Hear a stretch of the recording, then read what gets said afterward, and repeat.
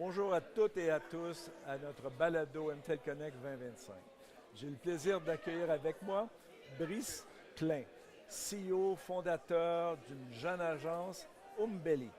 Bonjour Bruce, merci d'être avec nous. Bonjour, merci beaucoup, ça me fait plaisir.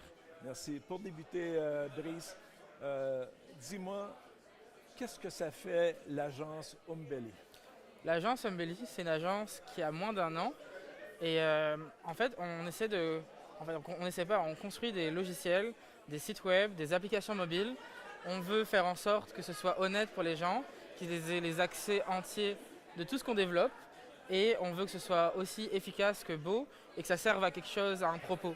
On est focus sur le côté design et le design vers une action. Donc, pour les sites web, on sait que c'est vers la conversion. Pour une plateforme, on va bien discuter avec les clients de qu'est-ce qu'ils ont besoin. Et voilà, on va apporter une approche très humaine au travail, assez froide de développeurs par derrière finalement. Donc, vous êtes un groupe de développeurs ou On est deux associés. Donc D'accord. il y a moi fondateur, puis un cofondateur aussi. Et on travaille avec des indépendants aussi quand on en a besoin. À taille humaine, en fait, ça nous permet de pouvoir discuter avec plusieurs personnes, puis de continuer les projets, puis de ne pas avoir trop de frais liés à des gens qui parfois pourraient ne pas travailler. Fait in fine, on a des prix qui sont quand même compétitifs dans le domaine des applications mobiles et des applications web, par exemple. Excellent, merci. Brice, quel est l'impact sur votre compagnie de la transition numérique et de l'arrivée fulgurante de l'IA? Eh bien, nous, on considère que c'est une opportunité pour nous parce que ça nous permet d'aller plus vite dans le développement et tout en restant éthique et honnête, ça nous permet aussi de réduire les frais de développement.